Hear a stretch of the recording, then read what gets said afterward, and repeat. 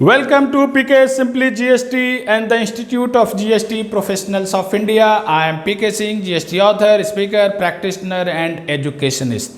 Friends, as you are aware that we started a new series, Do's and Don'ts under GST. And in this series, we are making a lot of videos on important topics, and we are trying to cover all the important point where generally we confused or generally we don't know whatever may be the scenario. So we are trying to cover. We are not going to detail process I like registration and intern process. Yes, in that process if some point is there, we are pointing out those points. So today's topic is unregistered person. This is very important topic. Why? Because mass of person are not registered under GST. You may aware that more than 50 crores people the PAN was allotted. In fact, more than 6.5 crores MSME registered, and you know that 1.3 and something crores person only registered in the GST. Means crores of people comes under the unregistered person. Either you can say unregistered person, unregistered dealer or unregistered supplier. So they are comes under the unregistered. Why they are in unregistered? Either because they are dealing in exempted goods or exempted services, or their threshold limit, if they are dealing in taxable goods or services, their threshold limit is below 40 lakhs if they are dealing in goods subject to Telangana and other specified states, and if they are dealing in services, taxable services, their threshold limit is up to 20 lakhs or below 20 lakhs. In that scenario, you need not require to register. So you have not yet registered, and that is the reason we are treating you we are calling you unregistered person. Unregistered person.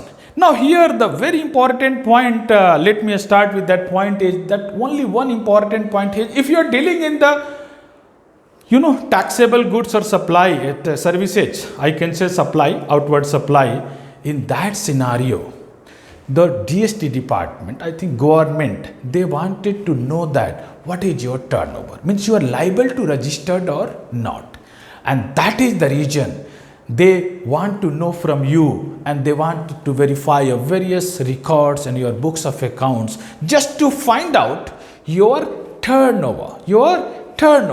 In this turnover, keep in the mind there is a two important point here. The important points is, number one is that for registration purpose, we have to compute or find out the aggregate turnover.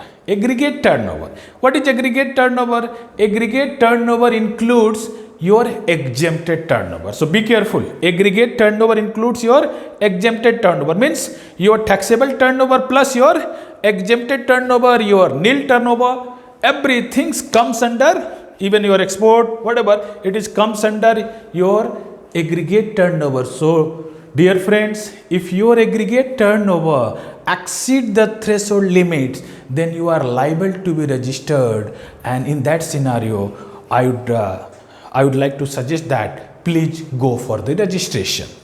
Now assuming that everything is fine and you are unregistered person, but yes, department has power to come for the inspection and verification, or maybe issue the so-called notice. It means that you are not completely out of purview of the GST. You are unregistered person under the provisions of the GST. And GST law is declaring you as an unregistered person. Means GST law is applicable on you. You cannot escape.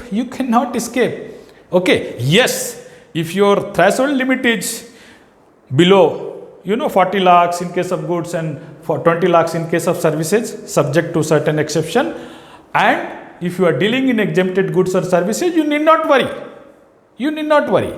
One important section is there in CGST Act, section 63, and where the department will go for the assessment of unregistered person. Assessment of unregistered person.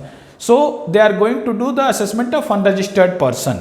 If they believe that your threshold limit means you are liable to be registered and you have not taken the registration, then they are saying that they have the power to do the assessment. And keep in the mind, another scenario is there, section 29 subsection 2, if your registration was cancelled and you are liable to pay the tax, again they have the right to do the assessment as an unregistered person. And keep in the mind here, another important point is that they have the power for 5 years from the date of due date of the annual returns. So they have enough time, sufficient time to find out you and your turnover. And I'll tell you how generally they are finding out that how much your turnover is there. So I would like to request you, do not escape and listen till end, because I'm going to communicate you a lot of important things where I know that definitely you will like it. So now first I'm starting is dues.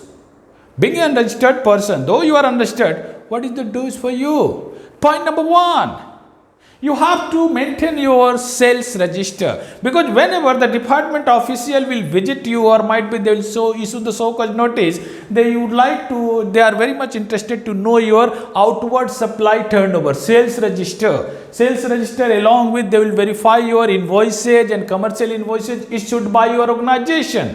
Okay, so you have to maintain this one.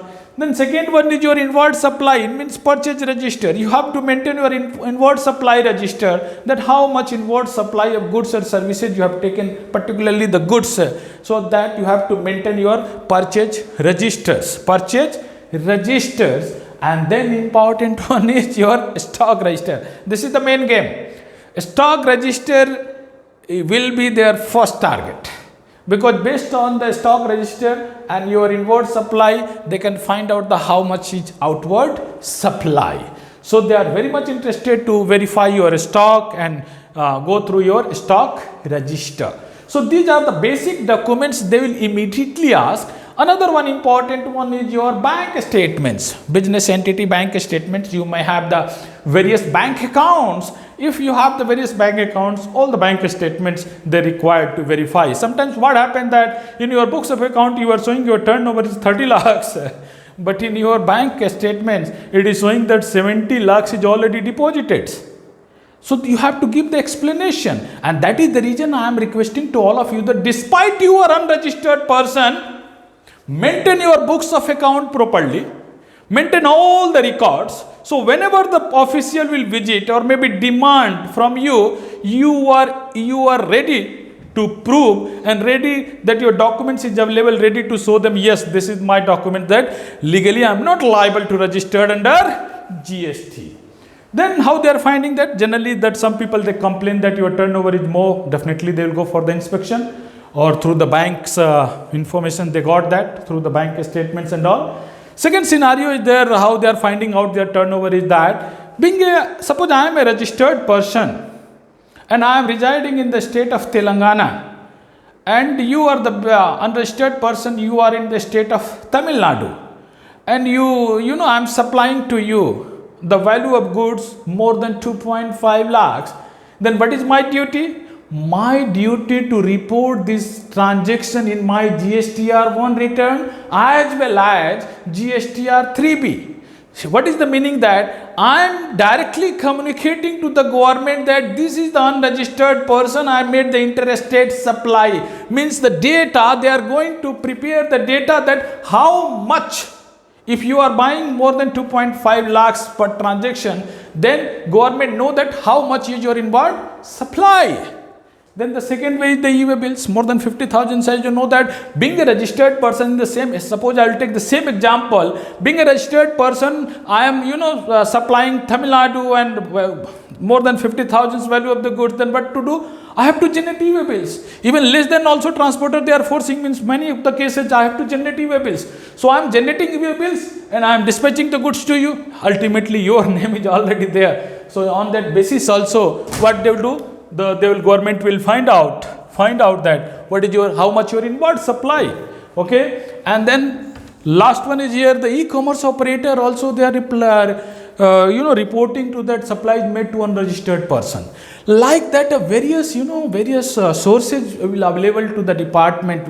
With the department, they are finding out what is your probable turnover. So I would like to request all of you, please be careful. If you are really your turnover below threshold limit, prepare your documents and books of accounts, get ready, so you will not face any unnecessary things, and your business will not be in the trouble. Now some of the questions generally I am receiving through various sources and specifically from social media, that some person they are asking, I am an unregistered person and I would like to generate e-way bills. Can I do so? My answer is yes, you can do. Why not? You can do it. How? Then the next question is how? You have to go to the e-way bill portal. There the citizens provision is there. Under this, as a citizens, you can generate e-way bills. Register it and you can generate. Now another questions they are asking, so I thought that I have to cover in this video. That another question is that they are asking, being an unregistered person, can I go for the advance ruling? Okay, or can I go for the appeal if already the order passed against us? Both the question answer is yes, you can. Being a registered person, you have right to go for advance ruling. Being a registered person, you have right to go to appeal. What to do? The process is there. You have to visit gst.gov.in portal. Under this services, you have to be registered as a registered person. You have to report them, and on that basis, you can go for advance ruling and appeal. Dear friends, I hope you are understanding, and I'm trying to cover more things. Now the time to tell you that what you cannot do. Generally you should not do. What? You should not issue the tax invoices. You do not have right to issue the tax invoices because you are an unregistered person. Then second one, you have no right to collect tax from the customer. So do not collect tax from the customer. Sometimes what happened, by mistake you collected. Your records is showing that you collected certain tax. Then deposit to the GST government. Deposit to the government. So visit to the GST office and you can say that you collected, and they will tell you how you are going to pay that. You will pay. Okay. One by mistake you collected, you have to pay. Then next one is what you cannot do. You cannot do interstate sales. Interstate sales you cannot do. So what interstate sales? You cannot sales through the online. All these things you cannot do. Maybe you have few more questions. I would like to request from all of you that if you have some queries related to unregistered persons, please ask in comment box. And don't forget to subscribe and follow on in YouTube and follow on Facebook. Thank you. Namaskar.